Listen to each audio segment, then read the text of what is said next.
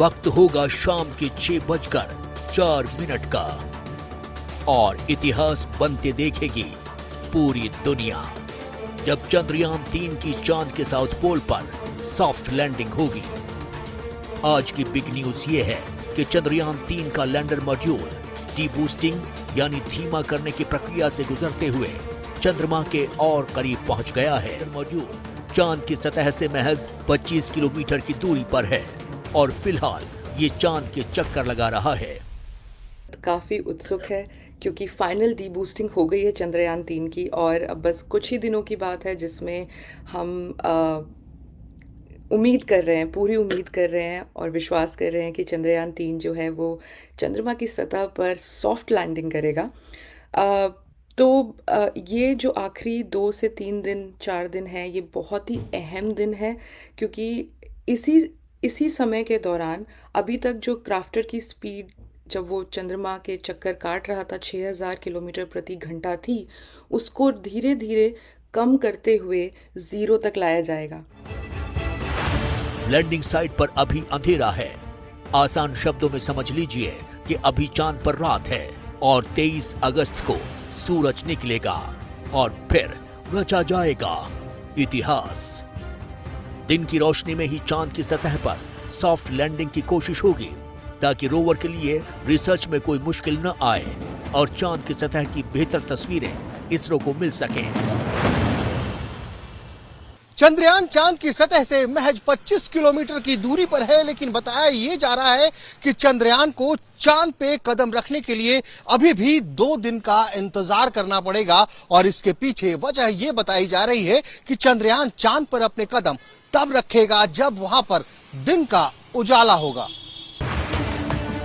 America, रूस और चीन के बाद भारत चांद पर सॉफ्ट लैंडिंग करने वाला चौथा देश बन जाएगा। किसी देश ने अब तक चंद्रमा के साउथ पोल पर रोवर नहीं उतारा है, इसलिए 23 अगस्त की शाम 6:04 का इंतजार दुनिया भर के साइंटिस्ट कर रहे हैं। सबको पता है कि चंद्र वजयी अभियान पूरा होकर रहेगा। इंतजार है तो बस अंधेरा छटने का और सूरज निकलने का। चैलेंजेस हैं जो ये सब इसरो ने सोचा है और इसका एक सॉल्यूशन निकाला है और उसमें प्लान ए प्लान बी है।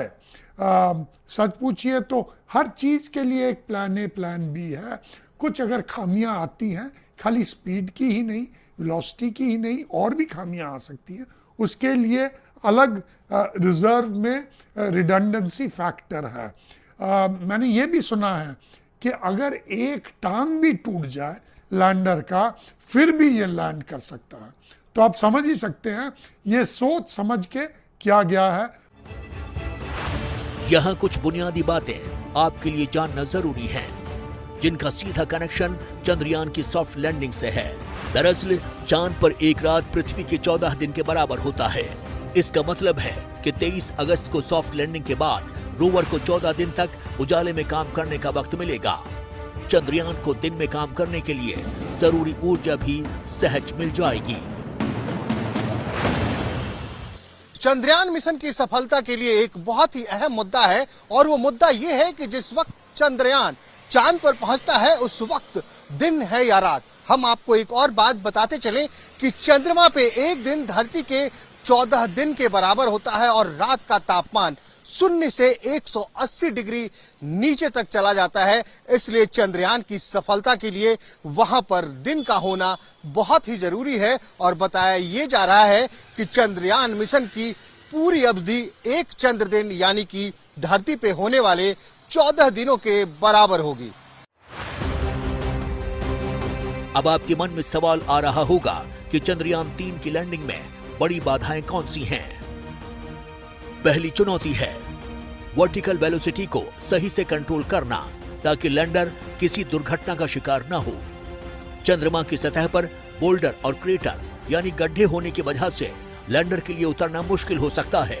गड्ढे में सोलर पैनल को भी पर्याप्त धूप नहीं मिल पाएगी। क्योंकि चांद पर कोई वातावरण नहीं है, इसलिए लैंडिंग में पैराशूट या ग्लाइडिंग से भी मदद नहीं मिल सकती है। अब सवाल है कि अगर किसी वजह से लैंडर 23 अगस्त को उतरने में कामयाब नहीं हो पाता है तो फिर आगे क्या होगा? तो जान लीजिए कि 28 दिनों के बाद लैंडिंग का प्रयास फिर से किया जाएगा और तब तक लैंडर को चांद की कक्षा में ही रखा जाएगा।